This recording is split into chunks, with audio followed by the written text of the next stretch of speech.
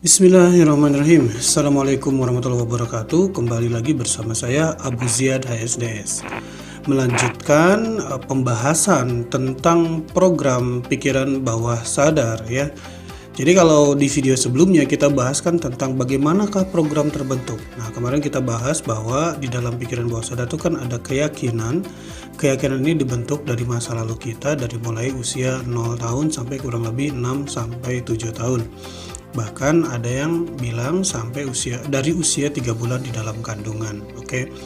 Nah, turunan dari keyakinan ini nanti kita akan dapati ada yang namanya konsep diri.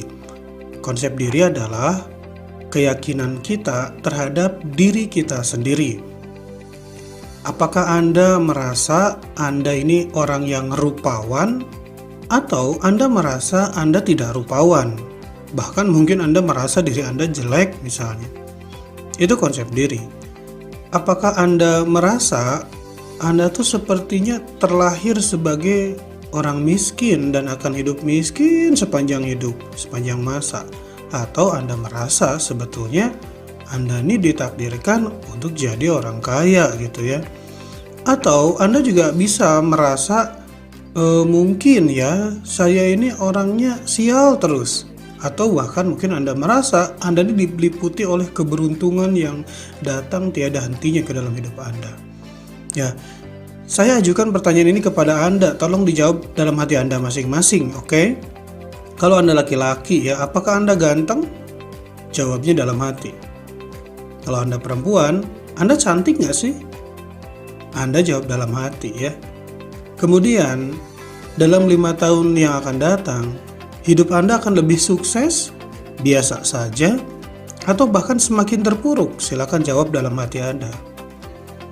Apakah Anda termasuk orang yang layak dicintai atau layak dibenci? Menurut Anda ini berharga atau tidak bagi masyarakat di sekitar Anda?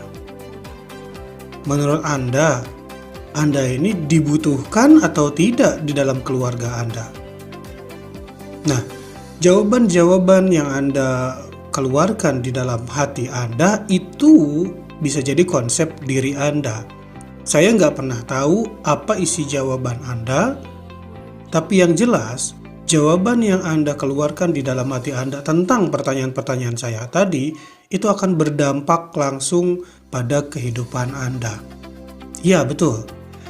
Bisa jadi juga orang lain memiliki jawaban yang berbeda kalau saya tanyakan kepada mereka pertanyaan yang sama tentang diri Anda. Mungkin kita selama ini merasa diri kita rupawan, padahal orang lain nggak begitu melihat kita. Bisa jadi kita merasa diri saya ini adalah orang yang menyenangkan misalnya, justru orang lain melihat diri kita adalah orang yang menyebalkan. Itu bisa terjadi. Atau misalnya kita menganggap diri kita ini adalah magnet keberuntungan, tapi orang lain bisa berbeda pendapat. Ada jawaban diri kita sendiri, pendapat pribadi atas diri kita sendiri, ada pendapat publik atas diri kita sendiri. Nah, jawaban kita, keyakinan kita tentang diri kita sendiri itu namanya konsep diri. Konsep diri ini adalah bentuk lain dari keyakinan yang tertanam di bawah sadar itu tadi. Konsep diri kita juga dibentuk dari masa lalu kita, dari usia 0 sampai 7 tahun, dan ini tergantung situasi lingkungan yang Anda alami, cara orang tua Anda mendidik Anda. Misalkan nih ada seorang anak yang sejak kecil sering banget dipuji sama ibunya. Nak, sini nak, mandi ya. Sambil dimandiin, ini anak mama nih, anak keberuntungan mama nih, ini bakal jadi presiden ntar kalau udah gede, sini ganteng, sini pintar gitu. Nah, kata-kata orang tua itu bisa menjadi konsep diri yang sangat bagus, sangat baik bagi si anak. Atau sebaliknya, orang tua yang terlalu sering mengkritik si anak ketika anak itu masih kecil, atau membanding-bandingkan anak itu dengan anak orang lain, anak tetangga, membandingkan anak yang satu dengan anak yang lainnya, dengan kakaknya, dengan adiknya. Itu bisa sangat merusak konsep diri kita. Jadi, manakah yang akan paling berperan penting bagi kemajuan hidup kita? Jawaban diri kita sendiri atau pendapat publik tentang diri kita? Tentu saja yang akan paling berpengaruh pada kehidupan kita adalah konsep diri kita. Selain konsep diri, turunan lain dari keyakinan adalah persepsi. Cara kita memandang kehidupan. Ya contoh kecilnya seperti pertanyaan yang di video sebelumnya saya ajukan. Cari uang itu susah atau gampang sih? Belajar itu sebuah beban atau sebuah petualangan yang menyenangkan? Nah, jawaban itu adalah bagian dari persepsi kita dalam menyikapi kehidupan atau dalam menyikapi dunia.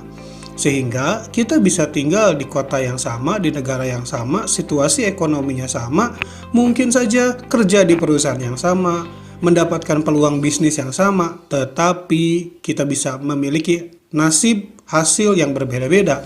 Kenapa? Karena bisa jadi kita memandang dengan cara yang berbeda. Masih ingat kan dengan cerita ada 3 orang buta diajak ke kebun binatang untuk diperkenalkan dengan seekor gajah. Orang buta yang pertama memegang belalai gajah. Orang buta yang kedua memegang kaki gajah. Orang yang ketiga memegang ekor gajah. Nah begitu pulang ditanya sama temannya, gajah itu bentuknya kayak gimana? Oh gajah itu bentuknya kayak pohon kelapa, tinggi, besar. Begitu, karena yang dia pegang adalah kakinya. Orang buta yang kedua, wah gajah itu kayak ular piton, panjang dan besar, tebal. Mungkin yang dia pegang adalah belalainya. Orang buta yang ketiga, gajah itu kayak ular tapi kecil. Yang dia pegang adalah ekornya. Ini saya dengar cerita ini dulu banget ya dari ceramahnya Kiai Haji Zainuddin MZ. Dengan tidak ada maksud apapun untuk mendiskriminasi teman-teman yang tunanetra ya. Tapi ini sekedar contoh bahwa seringkali ya kita punya pendapat tentang hidup ini hanya berdasarkan pengalaman yang pernah kita alami. Dan kenyataannya belum tentu sesuai dengan pendapat kita tersebut. Itulah persepsi.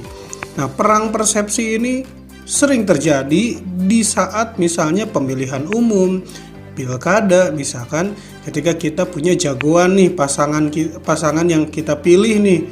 Kita menganggap bahwa calon yang kita pilih ini adalah calon yang lebih baik dibanding calon sebelumnya. Tapi anehnya selalu ada orang yang menganggap calon kita itu adalah calon yang buruk. Nah kita pada faktanya mungkin gak kenal dengan calon itu, tetangga aja bukan gitu ya. Tapi kita menganggap calon ini baik atau calon ini buruk dari mana? Dari sepotong informasi yang masuk ke pikiran kita dan kita tergesa-gesa untuk meyakini itu.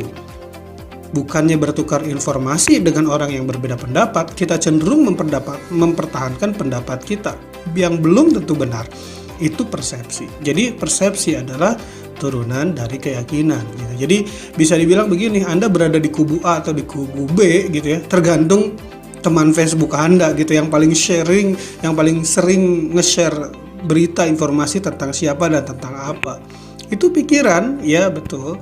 Satu tadi apa? Konsep diri, turunan dari keyakinan. Yang kedua adalah persepsi. Yang ketiga adalah habit, kebiasaan kita dalam hidup. Ada kebiasaan baik misalkan rajin membaca buku gitu ya, rajin bekerja, dia pekerja keras banget ya, selalu tepat waktu. Kebiasaan baik itu. Ada kebiasaan buruk misalkan bisa jadi merokok, nonton video porno, kecanduan game, kecanduan gadget. Itu dua jenis kebiasaan itu selalu didasari dengan keyakinan. Saya punya temen tuh ya, dia punya kebiasaan jualan, ini juga mungkin udah diceritakan di video sebelumnya. Kok dia jualannya gila-gilaan gitu, seneng, kayaknya badannya pegal-pegal kalau nggak jualan. Di sisi yang lain ada seorang teman juga yang malas untuk berjualan. Dia malu dan takut untuk berjualan walaupun dia punya produk yang bagus sekalipun. Apa yang membedakan di antara keduanya? Keyakinannya tentang jualan. Bagi orang yang pertama merasa bahwa dengan berjualan harga dirinya terbangun. Oh, begitu ditelusuri sejak kecil dia udah sering nemenin ibunya di pasar berjualan. Jadi ibunya selalu memberikan apresiasi kepada anak ini saat anak ini berhasil menjual barang. Akhirnya terasosiasilah emosi positif saat dia berhasil menjual barang. Ibunya puji, kamu hebat ya, kamu berani ya, misalkan. Waktu dia masih kecil, sehingga dia punya keyakinan bahwa oh, jualan ini menyenangkan, jualan ini sangat dinikmati gitu. Jualan ini membuat dia hidup lebih baik lagi. Sementara orang yang takut berjualan punya keyakinan yang keliru, seolah-olah kalau saya jualan tuh kayak saya mengemis, kayak saya meminta, apalagi kalau ditolak, sakit hati saya. Nah, ini adalah keyakinan yang mendasari berjualan misalnya. dan bisa ditarik pada keyakinan-keyakinan yang lain. Ada yang satu rajin belajar, ada yang satu malas belajar. Begitu yang rajin belajar ditanya, kenapa kamu kok senang banget kayaknya belajar? Iya nih, saya senang banget nih punya pengetahuan baru ya. Kalau saya ngobrol dengan teman-teman tuh suka ngasih respect lebih sama saya dan saya senang gitu. Oh ternyata begitu ditelusuri lebih jauh ke masa lalu, sejak kecil dia sudah sering dipuji oleh gurunya, oleh orang tuanya saat dia berprestasi, saat dia belajar, saat dia mendapatkan nilai yang bagus. Sehingga dia kecanduan dengan emosi positif tersebut dan terinstallah keyakinan positif terhadap dia tentang belajar. Sementara yang malas belajar, lu kenapa gak belajar?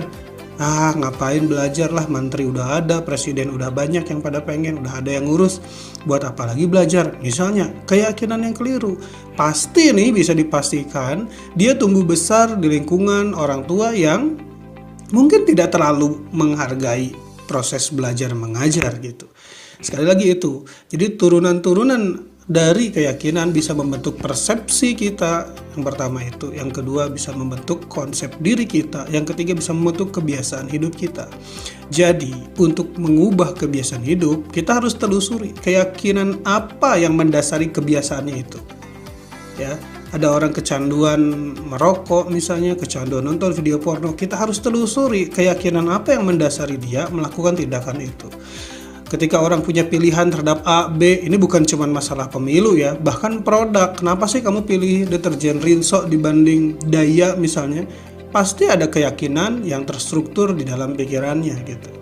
Begitupun saat kita ingin membantu anak kita, tetangga kita, teman kita yang memiliki konsep diri buruk. Sebetulnya kita lihat dia tuh lumayan ganteng gitu ya, dia tuh lumayan pinter, tapi orangnya itu minderan, orangnya itu takut untuk bertindak. Pasti ada keyakinan keliru yang mendasari keminderannya tersebut gitu.